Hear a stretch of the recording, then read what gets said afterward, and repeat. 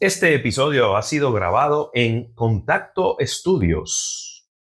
Este episodio llega a ustedes gracias al Tour de Campeones, Web POS, Grupo Viamar, Almuerzo de Negocios. Bueno, amigos de La Perspectiva, y qué bueno estar por aquí con ustedes en un episodio más.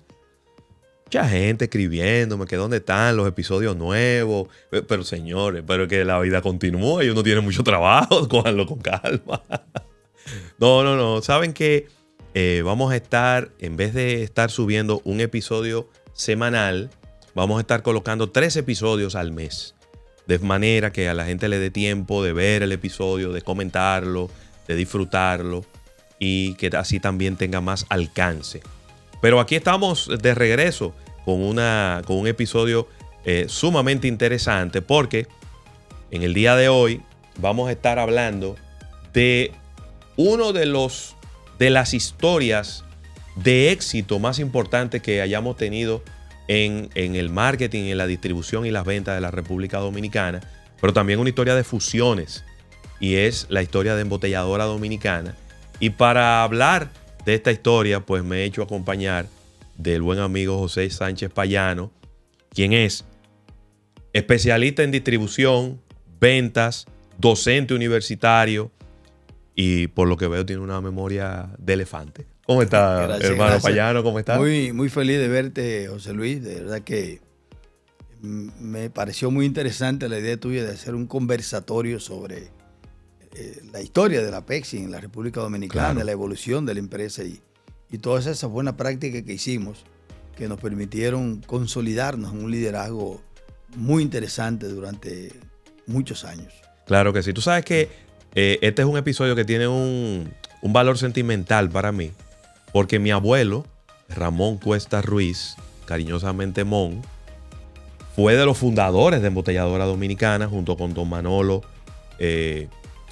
García, el padre de Manolito García Arévalo, y yo recuerdo las historias que mi abuelo me hacía de esa máquina manual de ponerle las tapas a los refrescos. Una a una. Una a una.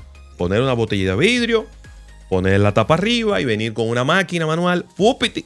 Y ponerle la tapa, esa tapa de hojalata que se le pone para que no se salga el CO2, el gas, lo chispeante de los refrescos. Y bueno, ahí estuvo él hasta que abandonó este plano terrenal. Fue vendedor, fue supervisor de ventas, bueno, ocupó muchísimas posiciones. Y bueno, esa es una empresa que siempre estuvo muy relacionada con nuestra familia. Fue probablemente el primer refresco que yo probé en mi vida. Y eran mis sabores de refresco favoritos. Entonces, es un capítulo que va a tener un valor sentimental para mí y para toda mi familia. ¿Cómo llegas tú, Sánchez Payano, querido amigo? ¿Cómo llegas tú a Embotelladora Dominicana? Hablemos del pre. ¿De dónde tú venías? ¿Cuál había sido tu experiencia antes de llegar a Embotelladora Dominicana? Y cuando tú llegaste ahí, ¿qué encontraste? Interesante.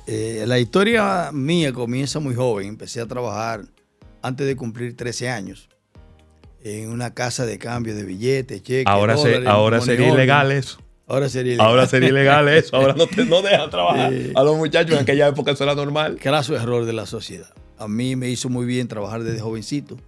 Me permitió administrarme, prepararme. Luego, ya alrededor de los 15, Una casa de cambio. Casa de cambio, la Benito González 70. Se llamaba Casa de Cambio La 70, de mi tío Emilio Sánchez. Y ahí aprendí a bregar con gente. Hice mucha empatía con las personas que iban allá. Empezamos ayudando a impulsar la venta de billetes, cheques, cambio de cheques, dólares, money order. Y el negocio era un negocio muy bueno para la época. Ahí me formé en lo que es la base de trabajar. Y cuando pasé al primero de bachillerato, entonces empecé a trabajar tiempo completo. Hice unos 3 años con el tío, a los 16 me independicé. Y ya por ahí, por los años 74, Víctor Irizarry se lanza al mercado con su orquesta, gana Orquesta Revelación del Año, éramos vecinos, amigos de toda la vida. Me dice, mira, Morenito, yo necesito que tú me manejes esto porque yo estoy pegado y no vendo baile. ¿Cómo? Y entonces me interesé en el proyecto y empecé a caminar el país completo, pueblo por pueblo, patronales por patronales. Entonces ahí empecé a darme cuenta de que yo podía tener un futuro interesante en el negocio de vender. Sí. Cuando Irizarry se va en el año 78 a Estados Unidos, que decide, no, ya no me cabe la República Dominicana por los problemas de crisis económica que teníamos, mucha inseguridad, falta de circulación de dinero. Mucha inestabilidad, porque estamos hablando de que en el año 78 sale ya había salido del poder en el 72 Balaguer, pero fue un periodo de muchos altos y bajos políticos, económicos, sociales en nuestro país. Sí, había mucha inestabilidad en el país. Y la orquesta, igual que fue Johnny Ventura, se fue Ulfrido, casi todo hicieron 80% de su tiempo viajaban a Centroamérica y a Estados Unidos. Pero Irizarry decidió colocarse allí y yo dije, no, yo no me voy. Fui de los pocos dominicanos que dejé una visa guardada para irme, inclusive con un contrato de trabajo con José Tejeda, que era el promotor artístico más grande que había en Nueva York. Más grande, claro. Y un líder. Entonces, ahí decidí buscar trabajo. Y mi cuñado, José Pérez, me recomendó con el dueño de la compañía. Dígale que venga. Me entrevistaron, pasé mis evaluaciones y tuve la oportunidad de entrar. Pero la dificultad que tenía es que yo era muy joven, apenas tenía 21 años cuando entré a la empresa. Y tuve que manejar muchas situaciones con el personal porque consideraban que yo era un muchacho para tener un puesto de tanta responsabilidad. De hecho, no me dieron vendedores cuando entré a la empresa. Pusieron supervisor del área que se ocupaba de atender los colegios, las universidades y las máquinas que habían de Vendomatics, sí, ubicadas en muchos establecimientos comerciales. Que la gente, hoy día es raro uno encontrar, bueno, ya casi uno no encuentra, quizás en algunas universidades, en algunos lugares específicos, pero yo recuerdo, siendo yo un preadolescente, recuerdo ver muchas máquinas de venta de refresco. En el primer colegio donde yo estuve había una máquina de vender refresco. Uno echaba, creo que era 25 centavos y salía un refresco. No sé si era 25 centavos. Cuando yo comencé centavos, eran 10 centavos. O 10 después centavos. 15, claro, 20, claro. 25 y así fue subiendo. O sea, pero había alrededor de 1.700 neveras de esas instaladas en todo el país. Wow. Para la época, 1979, eran muchas neveras. ¿Muchas? Entonces, más los freezer que la empresa tenía colocado. Y el jefe me dice, mira, yo te voy a poner un reto. Yo quiero que tú me hagas el censo nacional de todos estos equipos. Me diga dónde está cada equipo. Wow. Dentro de tu tarea de liderarme estos 2 vendedores que había. Y yo, no hay problema. Él pensó que yo me iba a quedar conforme. Y a los 3 meses y medio, le digo, jefe, ¿usted me puede recibir? Y dice, sí. Juan Antonio Polanco. ¿Qué usted quiere? Me dice. Y yo entregarle el informe. Aquí está el inventario completo, provincia por provincia, pueblo por pueblo, con la verificación y la numeración de todas las neveras. Fresco. Que la empresa dice, eso no es verdad. No hay forma, muchacho, no hay forma de que tú hayas hecho eso. Y es un desafío que usted me puso. Y yo trabajé día y noche para lograr esto, porque hay un compromiso detrás de esto. Y que usted me va a ser supervisor de rutas.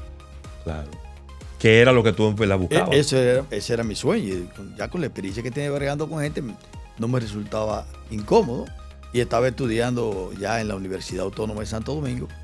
Entonces me dice, ¿pero tú aceptas que yo verifique este trabajo? Digo, claro que sí. Y mandó a buscar a todos los supervisores. Háganme 20 clientes de cada folder de esto que este muchacho me dice. Que yo no es verdad que eso está hecho. Inclusive hasta las regionales. Sí. Cuando él verificó que eso estaba hecho, me dice, bueno, yo te voy a cumplir mi palabra. Claro. Y ahí me dio la oportunidad de ser supervisor, inquieto, joven, ya puesto a bregar con gente, empecé a liderar el equipo. Y a los 6 meses yo tenía un averaje interesante como supervisor de ventas. Claro. Había organizado mejor las rutas y como me la entregaron, que no eran rutas que tenían ni siquiera los listados de los clientes. La ruta era de la memoria de los vendedores y de los ayudantes que se hacían. Mira, San Cristóbal, un vendedor para San Cristóbal entero, un vendedor para la zona de lo que hoy en día, todo lo que es Villamella, Santo Domingo Norte, 3 vendedores en la zona oriental. Y así estaban distribuidos. Al ojo por ciento. Al ojo por ciento habían en el Distrito Nacional, en el Gran Santo Domingo habían, creo que eran 22 rutas total. Y con eso comenzamos. Más las provincias estaban ahí. A mí me tocó trabajar en Santo Domingo. Y 3 meses después de yo tener la ruta, todas incrementaron las ventas. Ya todas estaban organizadas. Recuerdo que encontré un librito que decía ¿Cómo formar un vendedor? Wow. Que lo había editado la marca 7up para todos los vendedores de Latinoamérica.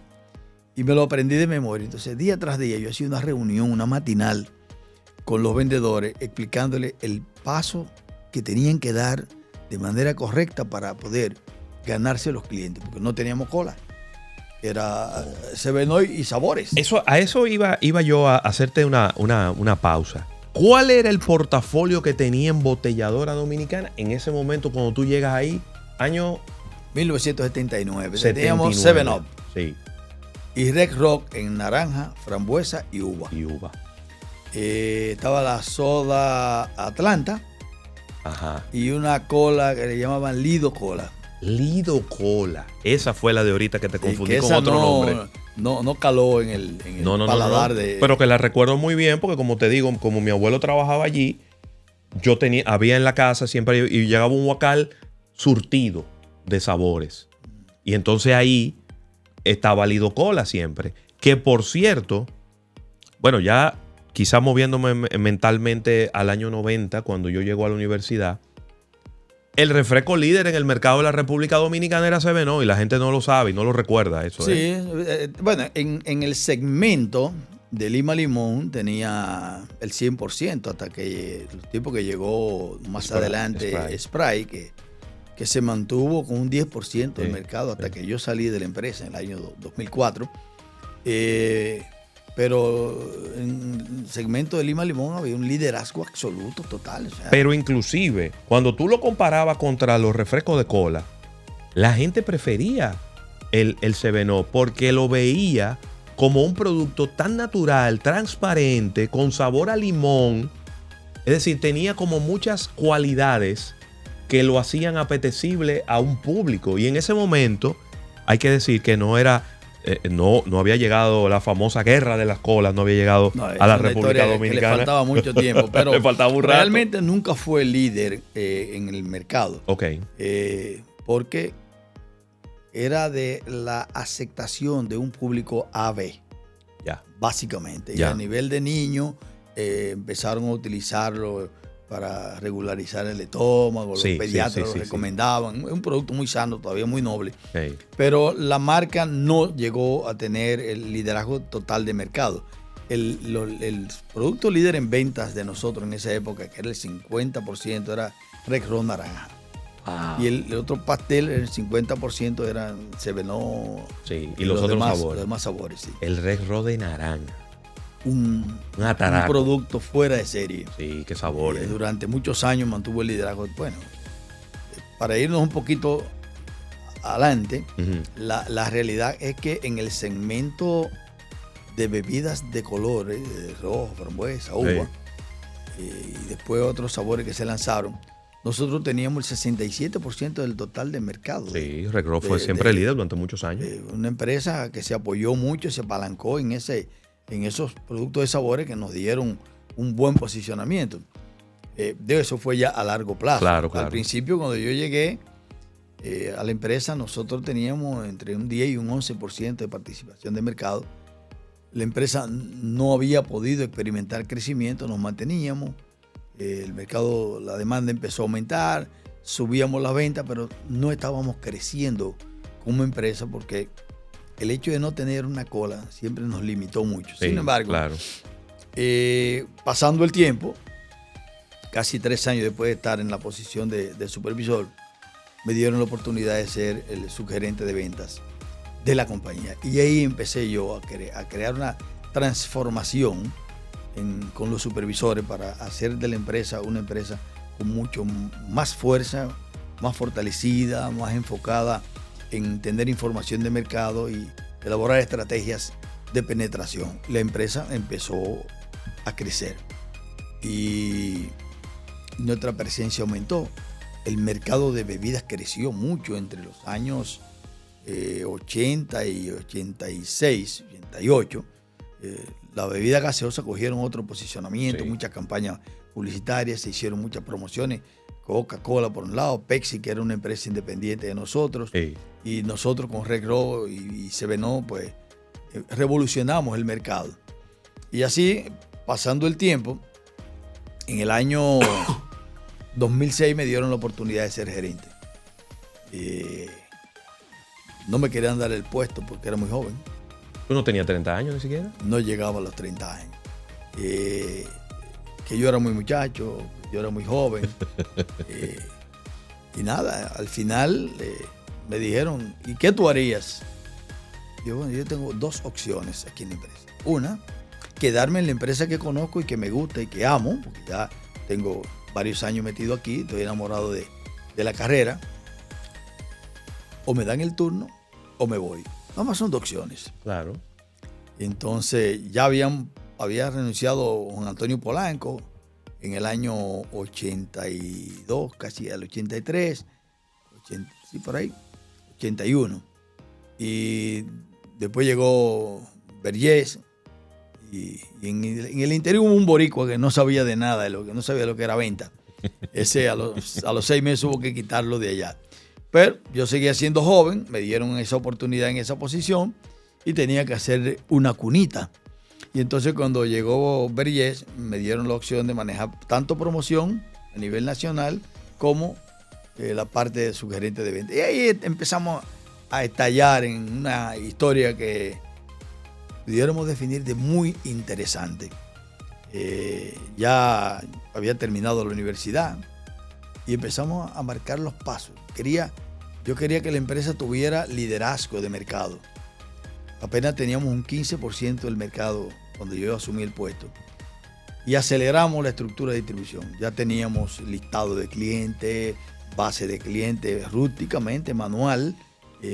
No había documentaciones impresas en la calidad. No se usaban computadoras. No había computadora, no había nada de eso. No se usaban handheld, no se usaba nada de eso. Estamos para que la gente entienda, porque de repente alguien está viendo este episodio y dice, cónchale, pero no me hablan de un handheld o de una computadora o de una PDA, una cosa de ese, señores. Estamos eso hablando. Llegó muchos años después. Muchos años después. En el año 86 no teníamos absolutamente nada de computadora. Lo que sí logramos empezar a hacer fue una estructura con supervisores apoyados en un liderazgo absoluto, comprometidos con una calidad de servicio. Y en la medida en que íbamos incrementando la calidad del servicio, la empresa me fue respaldando, compraron 10 camiones juntos. Yo recuerdo que don Manolo, cuando yo le pedí 10 camiones, me dice, muchachito, pero ya tú te estás volviendo loco. Yo, no, Manolo. Don Manolo, que es un personaje de la historia, ¿eh? Una Sí. persona con gran visión, pero con un carácter Duro. Me dice, muchachito, te estás volviendo loco ya.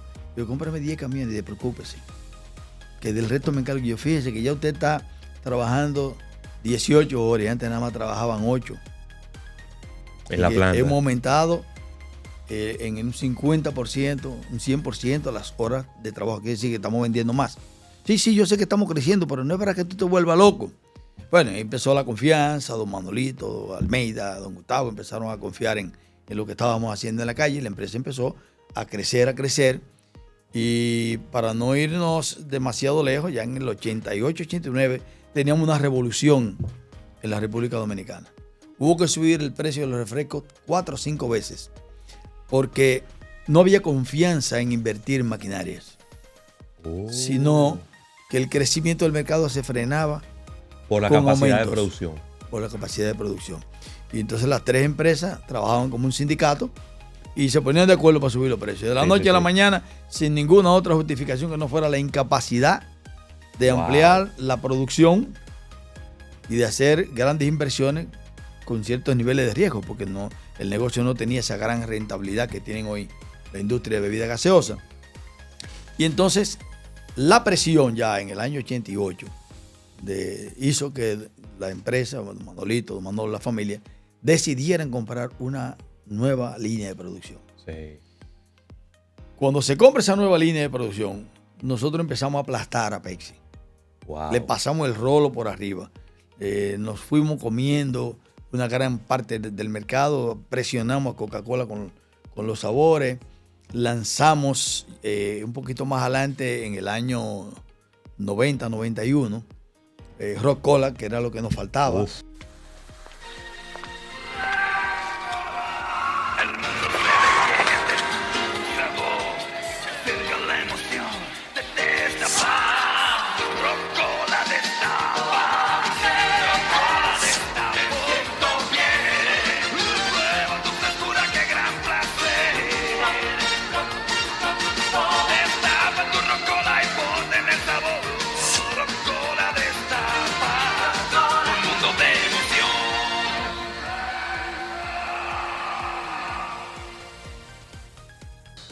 Es un producto hecho en República Dominicana. Claro. Donde participamos todos haciendo pruebas de producto internas sin divulgar mucho, hasta que en una de esas pruebas dijimos, esta llega al consumidor. Y justo fue el producto que nos impulsó, porque nos adueñamos, nos empoderamos con el equipo completo para hacer posible que el producto tuviera en alrededor de 38,000 puntos de venta, que ya estábamos ya para esa época, y empeñado en una estructura cada vez mejorada, con mejores recursos humanos, con distribuidores más comprometidos y ampliando. Te diré que del 86 al 90 nosotros habíamos comprado ya 40 camiones más. Wow. O sea, ya la empresa estaba tomando otra categoría. Que por cierto, Payán, para que la gente entienda, en ese entonces no existía la preventa. No, la preventa es una novela aparte. Claro. Que te la vamos a contar para que los camiones salían a la calle, se paraban enfrente de un colmado, le recogían las botellas vacías, ¿verdad? En esa época todavía se compraban las botellas vacías y los guacales. Se compraban, sí. Y entonces, ¿cuánta tú necesitas? Tanta de tanta. Ahí mismo se lo despachaban, se lo facturaban, si era que tenía crédito a vuelta de viaje. Y ahí mismo, y entonces ese vendedor llegaba con una caja de dinero cuando llegaba a la fábrica al final del día. Y entonces era ahí mismo, era vendiendo y entregando, ahí mismo, ¿no? Sí, era así, una venta ranchera, netamente ranchera. Netamente ranchera. No había vendedores formados con el concepto de vendedor, porque la primera cosa que se requería era una licencia de vehículo pesado. Exacto. ¿Quién era chofer de camión? La mayoría de gente que se sentía desahuciada. Claro. Entonces, ¿quiénes sacaban licencia? Gente que no tenían más de un sexto, séptimo. No llegaba a la media a sexto curso. De ahí la importancia del supervisor. Ahí entonces. Porque el supervisor sí venía con una formación en venta y era como quien dice el que hacía ese contacto y ese vínculo con el dueño del colmado. Que también estaba comprometido, porque cuando yo llegué en el año 1979 a la empresa, el único que estudiaba era yo. Apenas eran bachilleres. Ya. Un supervisor se nombraba y se hacía supervisor como pudiera ser. A dedo. Con empujones se mejoraba, iban creciendo, pero ninguno estudiaba mercadeo. Entonces, era una época en la que ser vendedor no era la mejor cosa. No. Un vendedor era cualquier persona. En cambio, hoy, y para irnos un poquito adelante de lo que es el tema, la empresa va creciendo. 91, en el año 92, nos visita el famoso Roger Enrico. Wow. Del libro famoso La Guerra de las Colas. No, y una leyenda dentro de Pepsi y en el mundo de los gerentes generales de las empresas. CEO estrella de PepsiCo, un hombre que revolucionó la empresa. En ese mundo de la guerra de las colas, que era donde se peleaba por las botellas, nos sacábamos las botellas, había mercado donde se rompían las botellas. Sí. En Dominicana no pasó esa etapa, pero la guerra era fuerte porque era una guerra por el dominio del punto de venta. Y nosotros que íbamos creciendo, tanto Pepsi como Coca-Cola, dice, pero esta empresa se va a convertir en un monstruo al ritmo que va. Y con esa cola logramos un poquito más del 10% del mercado. Wow. Hablar de un 10% del mercado de cola era un atrevimiento. Sí, claro. Y logramos eso porque ya teníamos una de las mejores estructuras de distribución. Sí. Y nosotros empoderados y soñadores, porque el sueño de nosotros era comprar Pepsi. El sueño de nosotros, el sueño de los que estábamos dirigiendo la empresa y de los dueños de Manolito García siempre era tener una cola. Bueno, pues se nos dio la oportunidad con la visita de Roger Enrico, que salió a la calle, vio el mercado, salió primero con nosotros, compañero, pues dijo, yo quiero ir solo al mercado. Y se fue con... ¿A que no me hagan cuenta? Con varios de los ejecutivos de PepsiCo que había en el país. Y se encontró con la realidad. Lo que le mostramos Pepsi y nosotros era una cara. Pero cuando él fue a la calle, vio otra cara. No aparecía Pepsi en ningún colmado de Villaconsuelo, Villa Agrícola y de San Carlos y La Fe que ellos visitaron. Pero sí había Rocola. Ay. Y entonces, en ese mismo momento, Roger, en la noche, nos invitó a cenar y dijo, prepárense, que esto no puede seguir así. Si ustedes tienen esa presencia y ustedes cogen la Pepsi, le ganamos el pleito a Coca-Cola. Claro. Ahí empezamos a prepararnos, ya empezaron a crearse las condiciones para que la empresa, que venía con mucha dificultad de manejo, de estructura de distribución, de resultados negativos, la Pepsi venía con una operación negativa, con decrecimiento, ya había perdido el liderazgo que tenía en los años 70, se pasó a Coca-Cola, y Coca-Cola tenía un dominio de un 65% más o menos del mercado, que siguió subiendo, y ya cuando nosotros llegamos en el año 93, que se fusionó la operación, y es una historia mucho más interesante todavía, Pepsi apenas tenía un 18% de share de mercado, porque tenía una cobertura de distribución pésima. Sí. Los comerciantes no confiaban en el personal.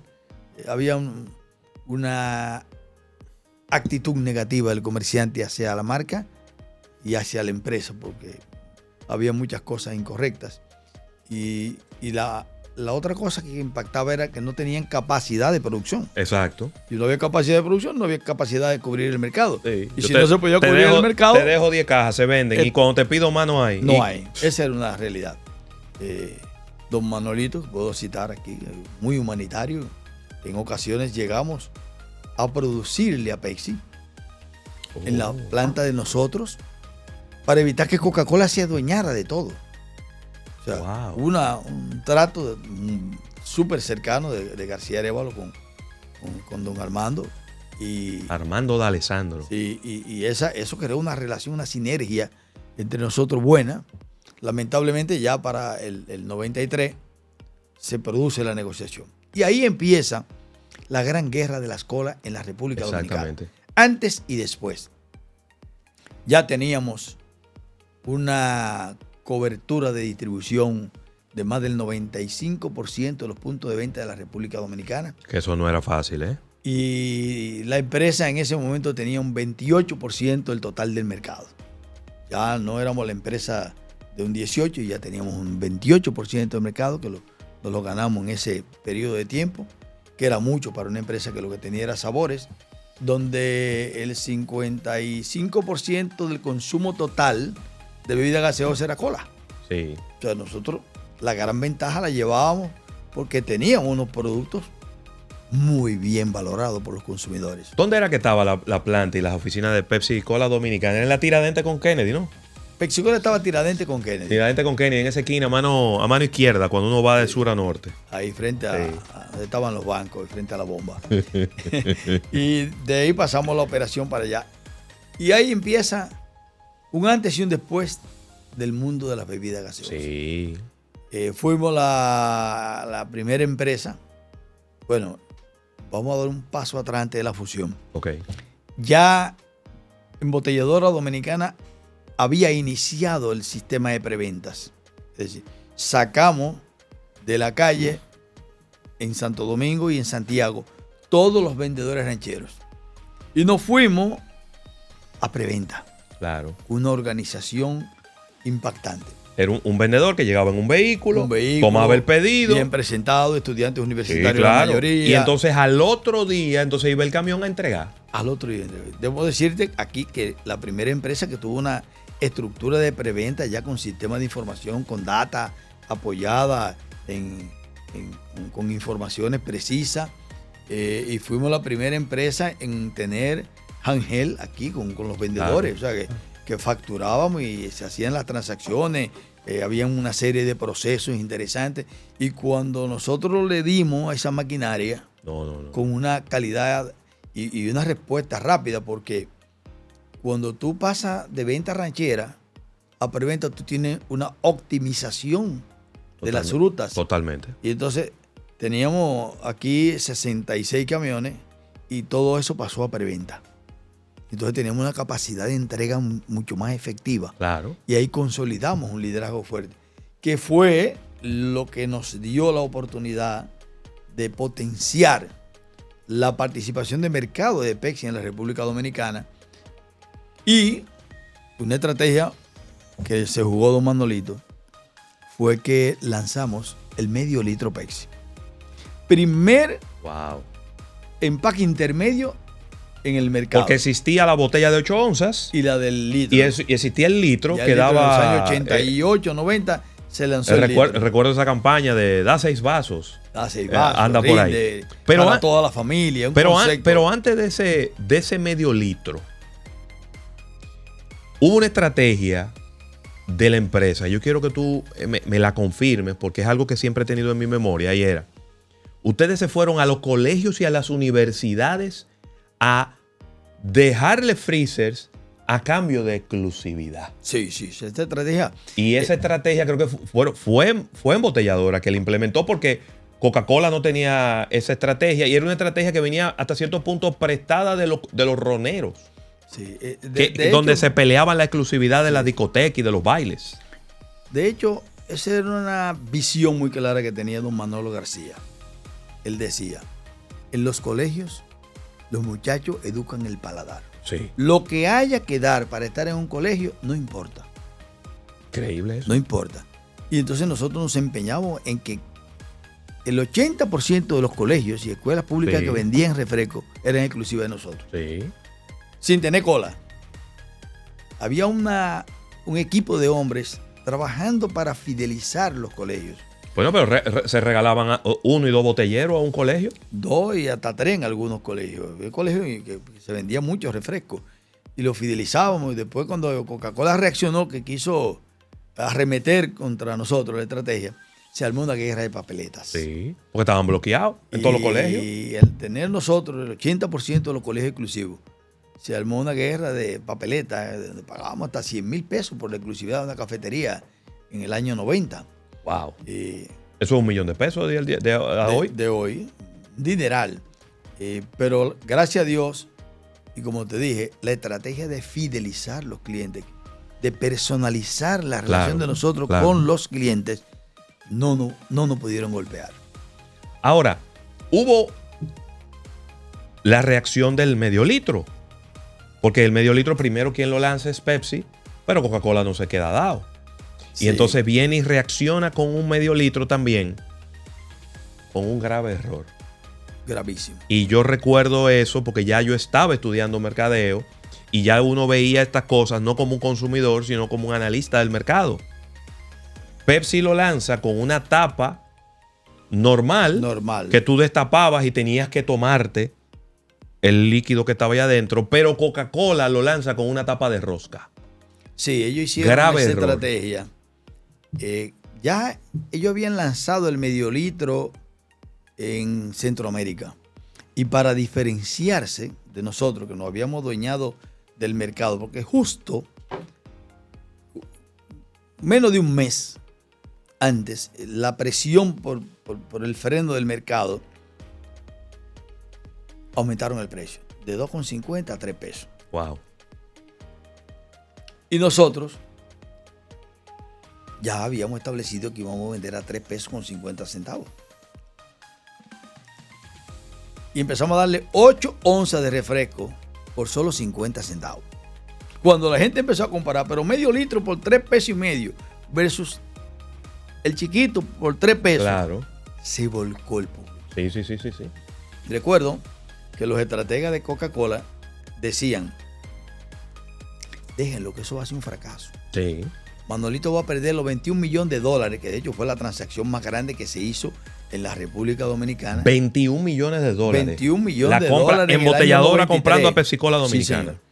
Que fue una operación bancaria sin precedentes en la historia. Y es bueno para que los jóvenes y los estrategas entiendan. Toda esta operación, toda esta negociación se estaba haciendo, bueno, se puede decir, era con el Citibank. Claro. Y ya a punto de firmar el contrato con Citibank, que ya estaba todo. El financiamiento. Firma, hubo un cierto maltrato con el financiero de la empresa, de uno de los vicepresidentes. Dice, Citibank es Citibank, tú puedes hacer lo que tú quieras, te puedes ir para donde tú quieras. Y ¿Cómo? Y ya estaba el compromiso de pagar. Y dice Almeida, bueno, si ustedes me dicen eso, déjenme pensar. Un hombre analista, un financiero extraordinario. Y se va y se sienta con Manolito y la familia. Señores, tenemos una oportunidad porque nosotros tenemos amigos en los bancos. Claro. Llamaron al Banco Popular y dice, Banco Popular, nosotros tenemos este problema. ¿Cuántos millones tú no puedes prestar? Dijeron, tanto. Sí. Llamaron a los otros bancos porque una de las expresiones que usó el banquero aquel fue que le dijo a Almeida, si no, ustedes toquen todos los banquitos dominicanos. A ver si ustedes tienen suerte. Y vaya qué suerte. La empresa se ahorró millones de dólares a futuro en la negociación. Sí. Y sí se firmó en 48 horas el acuerdo de pagarle a la familia de Alessandro los 21 millones de dólares. Con los banquitos dominicanos. Con un pool de banco. Un pool de banco. La primera vez que se hace un pool de banco de ese tamaño en la República Dominicana fue esa. Wow, decía don Manolito, estoy hipotecado hasta más arriba de la cabeza. El heredero de la empresa. Sí, pero teníamos la confianza absoluta de que el capital humano y las ganas que teníamos de crecer, de que eso iba a ser un éxito. Claro. Y como tal, el lanzamiento del medio litro fue una jugada maestra. Una estrategia increíble, porque logramos una diferenciación de precio y una ventaja. Por primera vez le damos una ventaja significativa al consumidor. Claro. La mitad de un refresco por 50 centavos, cuando te costaba $1.50 la otra mitad. Entonces, tuvo una buena aceptación. Los competidores nuestros decían, déjenlo que saquen eso, que es un fracaso. En Centroamérica eso fracasó. El medio litro no va a caminar en República Dominicana porque en Honduras, Guatemala, los lugares donde sacaron ese producto, se fracasó. Pero nosotros salimos triunfadores.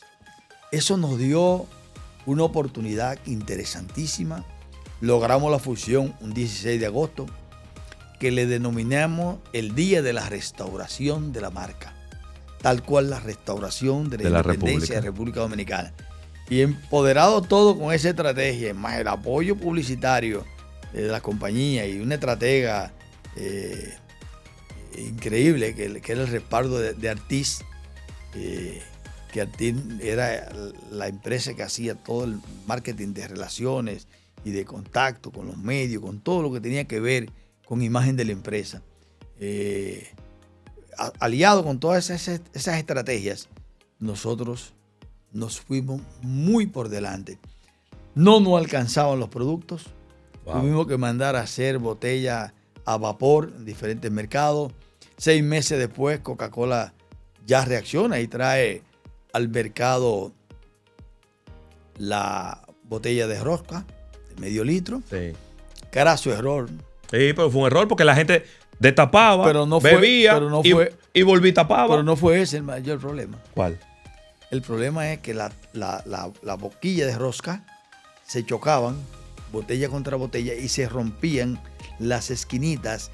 Y entonces el gas se le evaporaba y no quedaba gaseosa prácticamente. Anda Era la porra. un jugo dulce lo que estaba quedándole al consumidor. Y de inmediato los consumidores reaccionaron. Yo, no, Coca-Cola no. Esto no sabe nada. Esto no sabe nada. Se fidelizó Pepsi. Y Pepsi empezó a tener una aceptación enorme en el mercado porque la preferencia pasó. En el paso del tiempo, más del 70% del total de las ventas pasó a ser medio litro. Pero nosotros crecíamos de manera galopante. Claro. Y ya... En ese entonces ya, ¿cómo estaba ya el equilibrio de fuerza entre Coca-Cola y Pepsi? En la parte de las colas principalmente.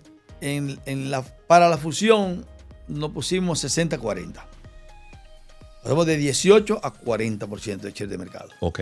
60 Coca-Cola, 40 Pepsi. nosotros. Sí. Y ahí empezamos a majar y a majar el mercado, a atender el mercado, a esmerarnos en tener un equipo dotado de herramientas para el proceso de venta adecuado, mejoras continuas, capital humano mejor formado, mejor reclutamiento. Logramos disminuir en un 200% la rotación del personal con la estrategia de tener todo en preventa, y ya teníamos vendedores muy estables y la estructura iba cada vez siendo más fuerte. Una inversión en publicidad enorme, galopante, una diversificación de los empaques, porque después nos fuimos con Sevenó en medio litro y Red Rock con medio litro, y ahí le dimos un golpe mortal. Porque yo recuerdo que cuando yo empiezo a trabajar en Frito-Lay, que es una empresa del grupo PepsiCo, sí, y entonces que éramos ahí, vamos a decir que nosotros siempre decíamos que éramos empresas hermanas, pero yo siempre decía que nosotros éramos primos. Era como los hermanos de los tíos. Bueno, de hecho, con Frito-Lay hicimos una de las campañas de ganar espacio más interesantes. Claro. Hicimos un programa que llamaba Pepsi One. Pepsi One. Y nos adueñamos de la imagen en los puntos de venta. En los colmados. Pero toda esa estrategia, no solamente del servicio que dábamos, nosotros iniciamos un programa de fidelización del punto de ventas. Y llevábamos a los dueños de colmado a la empresa y le dábamos talleres de cómo gerenciar el negocio, cómo transformar su negocio en un negocio cada vez que estuviera más cerca de los consumidores. Asesores financieros. Rompimos el esquema total. Sí. Los comerciantes iban de manera voluntaria y solicitaban que lo llevaran al programa de formación. Y dentro de la estrategia de ese programa de fidelización llamado Punto Azul, nosotros montamos un colmado en la parte del salón de conferencia con todos los productos y tal cual un colmado, con 2 puertas, con silla adelante. Sí. Y cuando ellos llegaban ahí, pues los recibíamos sentados como si fuera un colmado. Y ahí le brindábamos, lo compartíamos con ellos.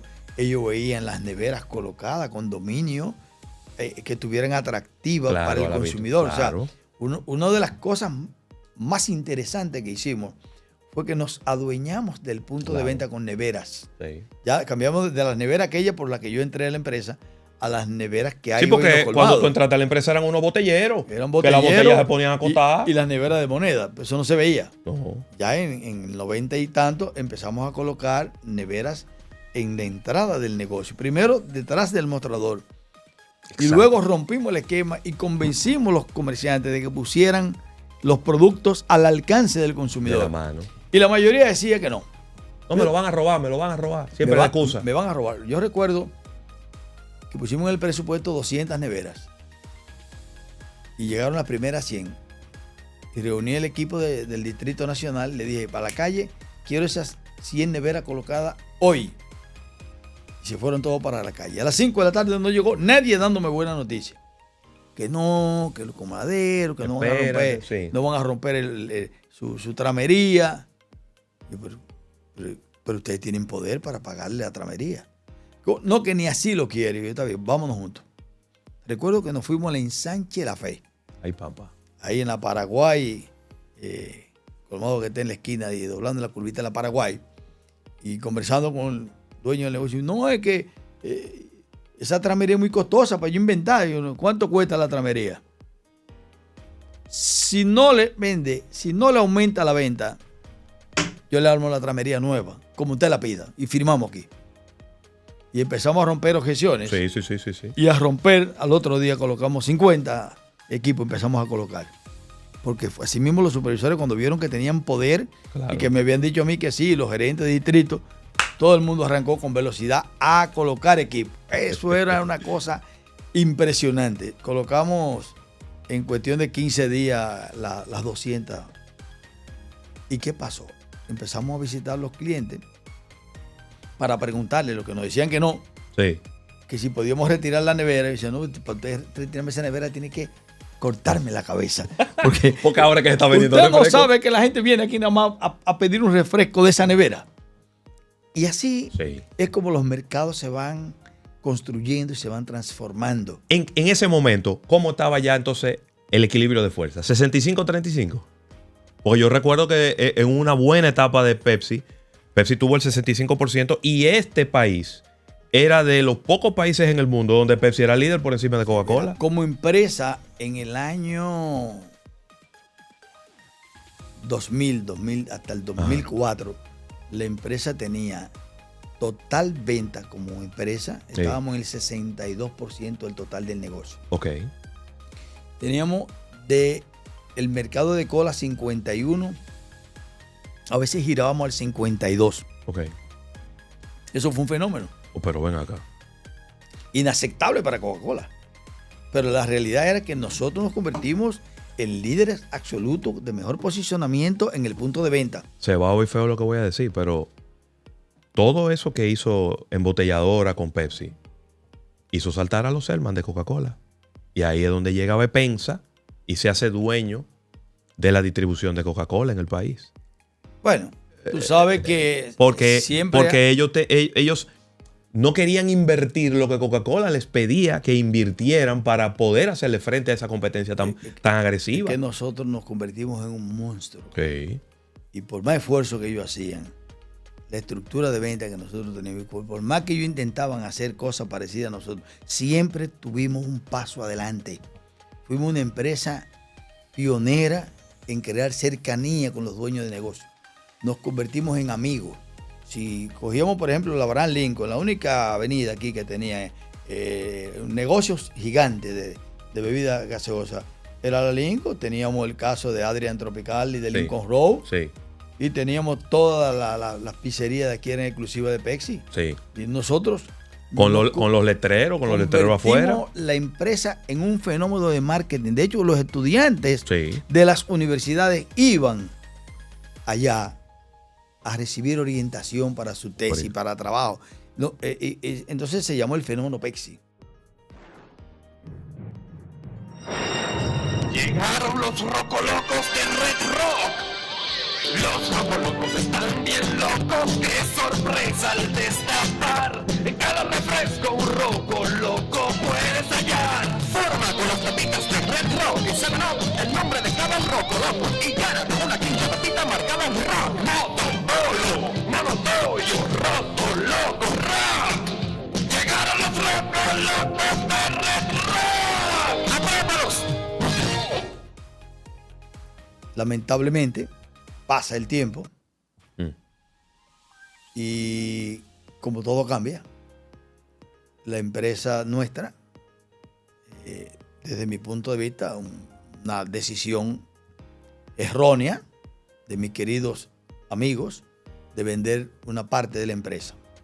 Venden una parte de la empresa en una negociación muy confidencial y la empresa se quedó con un 34% del negocio y entre Ambev y una empresa que después no apareció tenían el 66% del negocio. Es decir, que de la noche a la mañana nosotros pasábamos de ser la empresa Orgullo Dominicano a ser una empresa internacional fusionada con Ambev. A partir de la fusión, y ahí empezó la oportunidad de Coca-Cola. Claro, porque la prioridad de Ambev nunca fue refresco. No, Ambev tenía... la prioridad de Ambev siempre fue cerveza y los refrescos eran secundarios para ellos. refresco y agua, porque ya el agua ya era una parte importante del negocio, que durante todo este tiempo, hasta los años 90 y tanto, el agua no tenía nada que ver en ese negocio. No, el agua. Pero ellos siempre vieron, a ellos siempre lo que les interesó de embotelladora dominicana fue la maquinaria de distribución. No las marcas. La estructura no las y marcas. Los procesos que teníamos. No las marcas. Eso fue lo que ellos compraron. Sí. Porque, fíjate que estamos hablando de una empresa que cuando llega aquí a República Dominicana era líder absoluto en Brasil. Sí. Cuando yo fui a Brasil a ver las operaciones, era una cosa monstruosa. Tenían el 88% del total del mercado allí. Sí. Y vimos a Argentina y tenían el 97% de Argentina. Sí, donde quiera que estaban eran un verdadero monstruo. Como de hecho es una empresa con un capital enorme detrás. Bueno, la empresa cervecera más grande del mundo. Y la cervecera más grande del mundo, que ha jugado estrategias de marketing que marcarán la historia de la humanidad, no solamente en Dominicana, con lo que ellos hicieron con comprar esta empresa para montar una estructura capaz de vencer paso a paso a la Cervecería Nacional Dominicana. Y lo hicieron. Toda la estrategia por la que ellos invirtieron en República Dominicana estaba básicamente centrada en lograr el momento histórico de lanzar una marca de cerveza. Eso era todo. Que de hecho, debo decirte, era un sueño de Manolito. Manolito soñaba con tener una empresa cervecera. De hacer una alianza aquí, que de hecho se conversó. Estuvimos cerca, la empresa estuvo cerca de cerrar negocio con Cervecería Nacional Dominicana, pero la velocidad con la que se le acercó a Ambev, partiendo de un tema interesante en finanzas, que era la rentabilidad de la cerveza, es única en República Dominicana. Personal. La cosa histórica. Sí. Entonces, tanto que la inversión que hizo Ambev en la República Dominicana la recuperó en tiempos récord. Claro. Y le favoreció y le sigue favoreciendo que el costo de una cerveza versus el costo llevado a dólares de una cerveza en cualquier lugar de Centroamérica y de América entera, el nuestro es mucho más costoso. Por lo tanto, la empresa tiene una muy buena rentabilidad. Muy buena. Y apoyada en la estrategia de quitarle pedazo a pedazo el espacio a Cervecería Nacional Dominicana. Y cito, la estrategia fue muy clara, como tú decías ahorita. ¿Qué compraron de República Dominicana? La estructura de distribución que nosotros teníamos, que era la más completa y la que más cobertura tenía. En ese momento llegábamos a más de 43,000 puntos de venta en la República Dominicana. Los mejores 43,000, porque siempre que uno veía los listados, te decían, no, porque hay 65,000 colmados. No. Habían 43,000 colmados y el resto eran chinchorros. El resto era cosita. Eran chinchorros, porque ellos decían, nosotros trabajábamos en Frito Lay y nosotros veíamos los números y sabíamos que habían cositas, lo que eran 2 tramos donde lo que vendían eran plátanos y cebolla y qué sé yo cuánto. Contando los puntos de venta que realmente generaban el volumen que valía la pena. Y esa fue la clave del éxito de Ambev en la República Dominicana. Sí. Se montó ahí. ¿Y qué pasa? En el momento de la compra de Ambev, 43,000 y tantos negocios. Sí. Cervecería Nacional Dominicana, creo que eran 21 o 22,000 puntos de venta que tenía en el año 2004.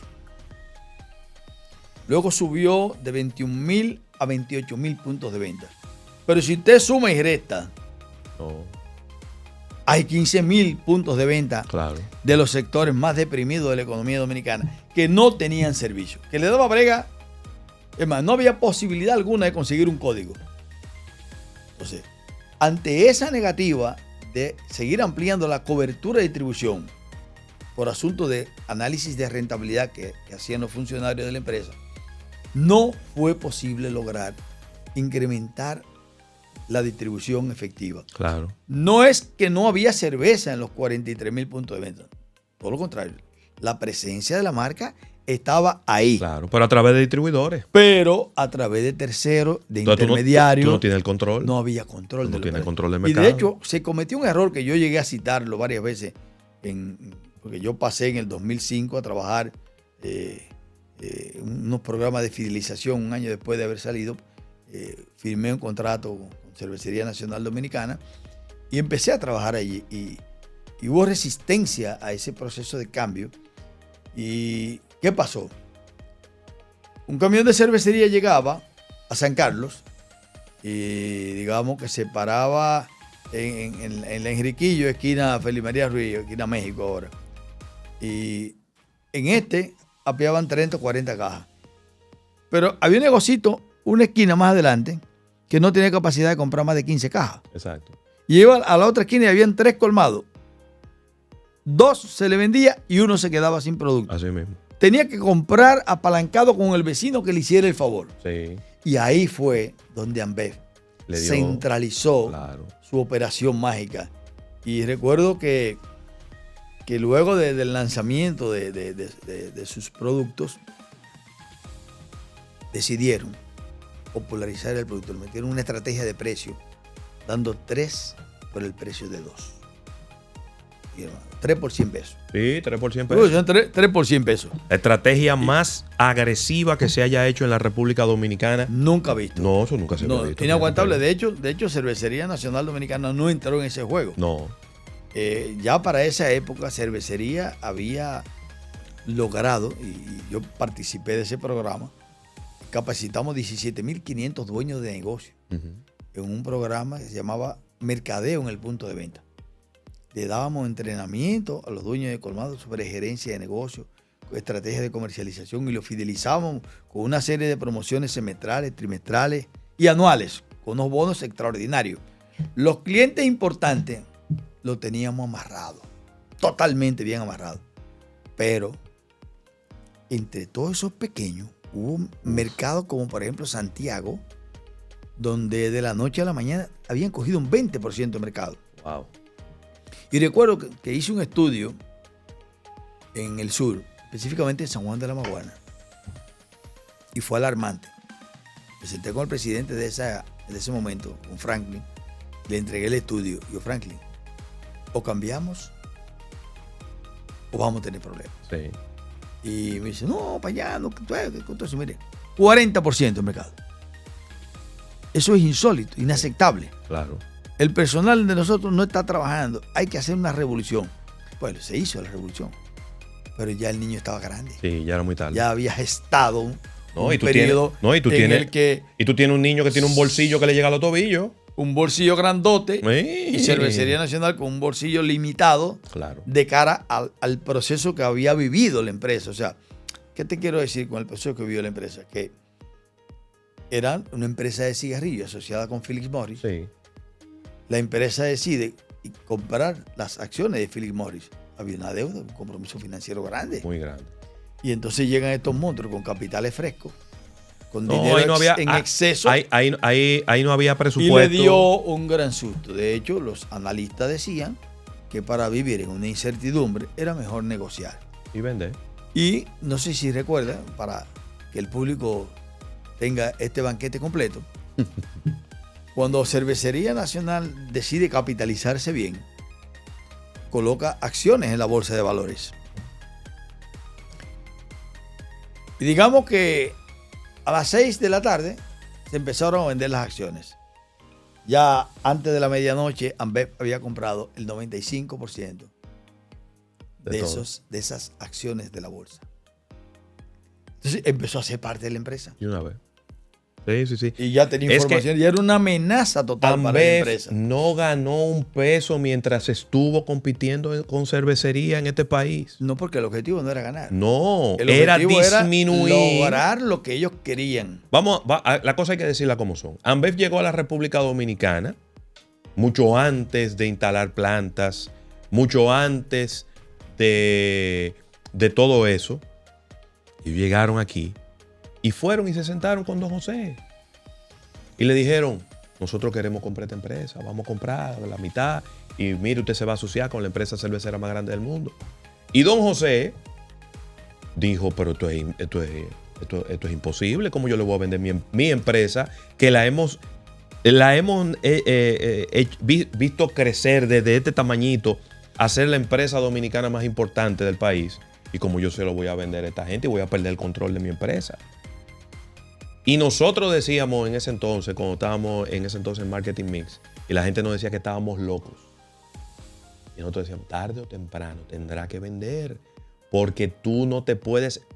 Cuando tú estás frente a una empresa como InBev, que es la casa matriz, que está allá en Bélgica, no es si tú quieres vender,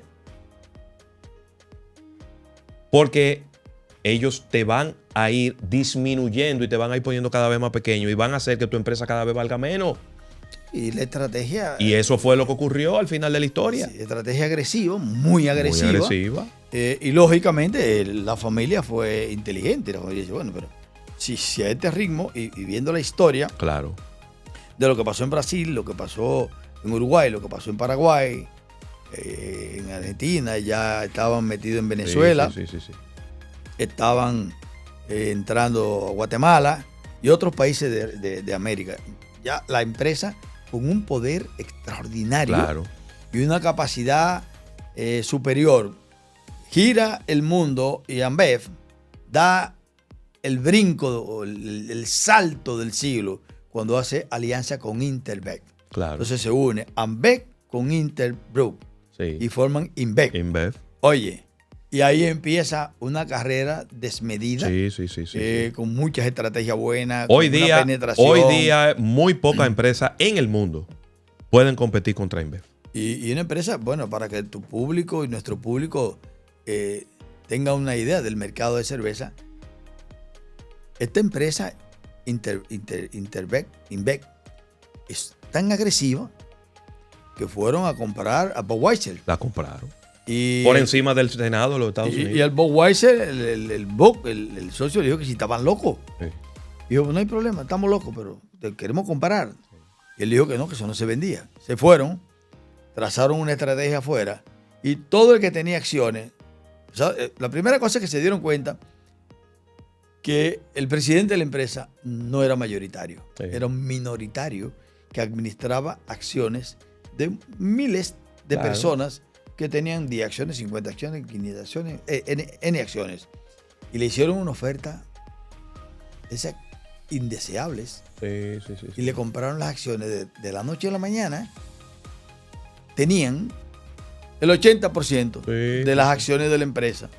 Y se presentaron donde el mismo señor que le dijo que no me dice, mire, nosotros somos los dueños de la empresa. ¿Cómo que ustedes son mi dueño? Usted afuera. Afuera. O sea, Así- te digo, estamos hablando de una empresa Así mismo. que desde el punto de vista de lo que es el trabajo de marketing y estrategia, admirable, una compañía Sí. que está clara de su misión y su visión en los mercados, con alianzas estratégicas en el mundo entero. Digamos, es un monstruo verdadero de la industria cervecera del mundo.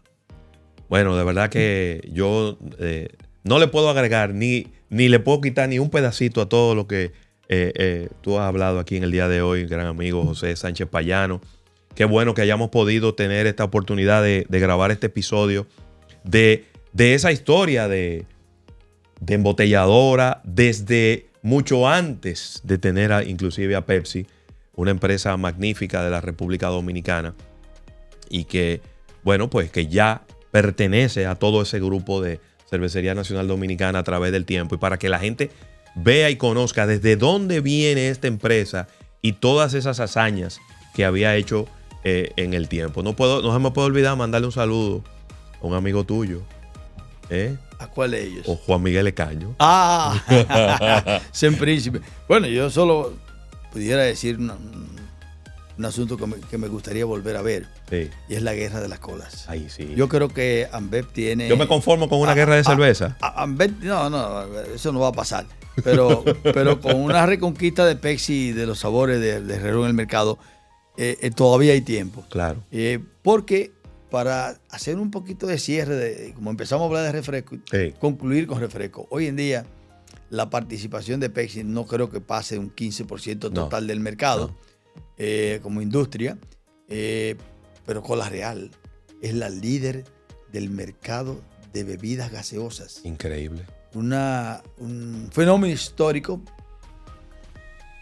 impresionantemente bien manejado. Apalancado en unos incentivos estatales, pero bien hecho, ¿eh? Pero los incentivos no importan porque ese mismo derecho tiene Lo tenía Coca-Cola cualquiera. y hoy en día tienen.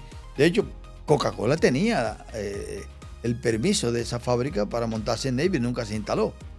Y García Arévalo llegó a tener para montar su empresa en la zona fronteriza, pero no hubo ese interés No. de desarrollar ese negocio y gracias a Dios, pues, para que el pueblo sepa que hoy los mercados cambiaron de la industria de bebidas gaseosas. La industria San Miguel tiene más del 53% del mercado y el resto entre Coca-Cola y Pepsi. Así mismo. Hermano, El mundo cambia. el mundo cambia pero hay que documentarlo para que ustedes vean de dónde viene todo. Porque hay algunos que me dicen, no, porque Cola Real. Digo, sí, pero no siempre fue así. Eso ha dado muchas vueltas. De eso se puede hablar bastante, porque hicieron una estrategia de penetración magnífica. Es verdad. Una guerra de guerrilla. Aprovecharon un momento histórico para sintetizarle, a que el público se entere un chin de eso. Cuando el dólar subía de manera desmedida, estábamos haciendo cálculo al 60 por 1 y ya estaba el dólar al 58.